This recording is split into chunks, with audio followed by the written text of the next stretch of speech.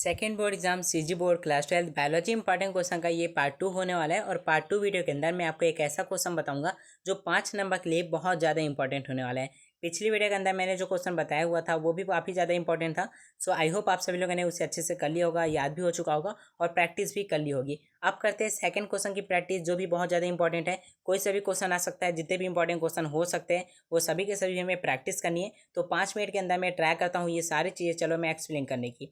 देखो क्वेश्चन हमें दिया हुआ है बीजांड क्या होता है, बीजांड की जो संरचना होती है उसका वर्णन करना है। सबसे पहली बात 5 नंबर में है तो आपको डायग्राम जो है क्लियर बनाना है, बहुत अच्छे तरीके से बनाना है। अब बीजांड बताने से पहले मैं आपको थोड़ा सा रिकैप कर लेता हूँ पिछले वीडियो में जो मैंने बताया हुआ था। ये तो आपको पता ही होगा कि जो मादा पुष्प होता है वो कैसा दिखाई देता है। उसमें सबसे ऊपर वाला जो भाग होता है उसे वर्तिकाग्र कहते हैं, कुछ नीचे इस तरह से संरचना आती है जिसे वर्तिका कहते हैं, और सबसे फूली हुई संरचना जिसे हम लोग कहते हैं अंडाशय। और ये जो अंडाशय होता है उसी की दीवार से नीचे से चिपकी हुई रहती है एक कुछ इस तरह से संरचना, जिस संरचना को हम लोग कहते हैं बीजांड।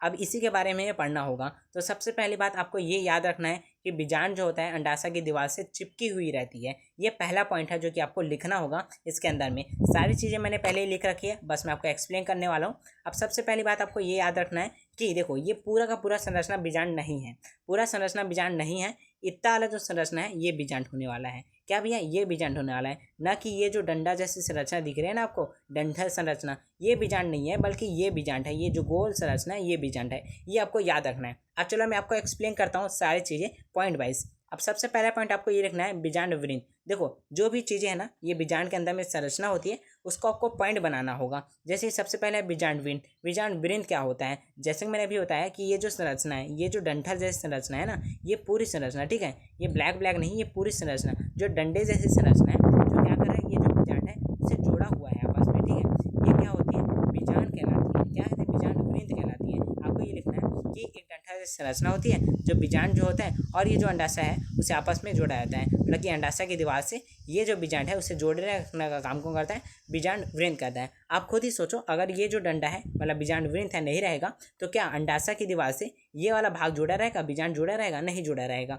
इसलिए जोड़ने का काम कौन करता है, ये बीजांड वृंत करता है। अब सेकेंड पॉइंट आपको लिखना है नाभिका। नाभिका क्या होता है, नाभिका देखो ये जो बीजांड है और ये जो बीजांड वृंत है आपस में जिस संरचना से जुड़ा हुआ है, ये जो संरचना है इसे हम लोग कहते हैं नाभिका। क्या कहते हैं, नाभिका कहते हैं। वह स्थान जहाँ पर बीजांड और मुख्य जो बॉडी है मतलब बीजांड वृंत है वो आपस में जुड़ा रहता है। फिर लिखना है आपको बीजांड काय। बीजांड काय क्या होता है, बीजांड का देखो ये जो बीजांड आप देख रहे हो, इतना संरचना मैंने बोला बीजांड है। बीजांड के अंदर में ये जो ब्लैक ब्लैक यहाँ पर आपको दिख रहा होगा संरचना, इसे हम लोग बीजांड काय कहते हैं। ये मुख्य भाग होता है किसका, बीजांड का। तो आपको यही लिखना है, यह बीजांड का मुख्य भाग होता है जो मध्य में पाया जाता है, मृदुतक कोशिका से बना होता है। यहीं पर क्या होता है भैया, भ्रूण कोश जो है वो यहाँ पर होता है और पोषण देता है यहाँ पर, ठीक है। आपको ये चीज़ें लिखनी है लाइन बाय लाइन, जो चीज़ें मैं यहाँ पर लिखा हुआ हूँ। इसके बाद नेक्स्ट यहाँ पर है अध्यावरण। अध्यावरण क्या होता है, अध्यावरण होता है भैया ये वाली संरचना जो कवर की होती है बीजांड को। आप लोग देखोगे तो यहाँ पर आपको दो तरह से संरचना देखने को मिलेगी। मैं जूम करके आपको दिखाता हूँ ताकि आपको समझ में आ जाएगा। अब देखो यहाँ पर आपको ना एक इस तरह से लाइन मिल रही है और इस तरह से लाइन, ये जो होती है ना आवरण होती है जो कवर करती है। सबसे ऊपर वाला भाग है इसे हम लोग कहते हैं पहला आवरण, जिसे हम लोग बाहरी आवरण कहते हैं, बाह्य आवरण कहते हैं। सेकंड यहाँ पर जो लेयर है उसे हम लोग अंतः आवरण कहते हैं। इस दोनों को ही हम लोग क्या कहते हैं, अध्या आवरण कहते हैं, ठीक है। आपको समझ में आ रहा होगा। जो बीजांड है उसके बाहर पाए जाने वाले जो सुरक्षा आवरण है उसे हम लोग क्या कहते हैं, यहाँ पर अध्या आवरण कहते हैं। दो प्रकार के होते हैं, एक बाहरी होता है एक अंदरी होता है, मतलब भीतरी होता है।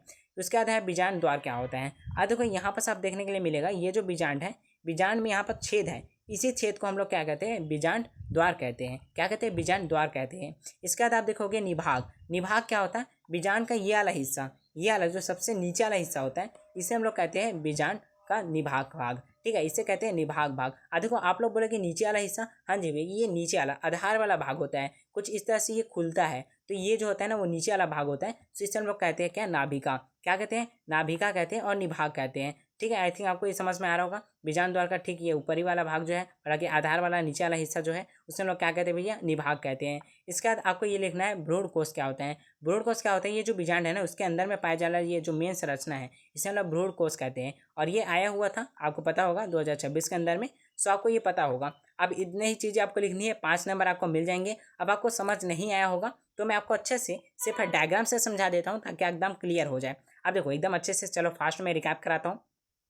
सबसे पहले आपको क्या करना है, बीजांड जो है, ठीक है, क्या करना है आपको, पहला पॉइंट लिखना है, ये लिखना है अंडाशय की दीवार से एक ऐसी संरचना जुड़ी होती है जो बीजांड को अंडाशय की दीवार से जोड़ा रहता है, जिसे हम लोग बीजांड वृंत कहते हैं। ठीक है, ये समझ में आया पहला बीजांड वृंत। इसके बाद बीजांड वृंत और ये जो अंडाशय है, ठीक है, मतलब सॉरी बीजांड वृंत और ये जो बीजांड है, बीजांड वृंत और बीजांड को आपस में जोड़ने वाली जो संरचना होती है इसे हम लोग कहते हैं नाभिका। क्या कहते हैं? नाभिका कहते हैं। इसके बाद आपको ये लिखना है कि भैया ये जो बीजांड है, बीजांड के अंदर में मुख्य भाग पाया जाता है, इसे हम लोग क्या कहते हैं? बीजांड काय कहते हैं। और ये जो बीजांड काय है, इसी को कवर करने के लिए अध्या आवरण पाया जाता है।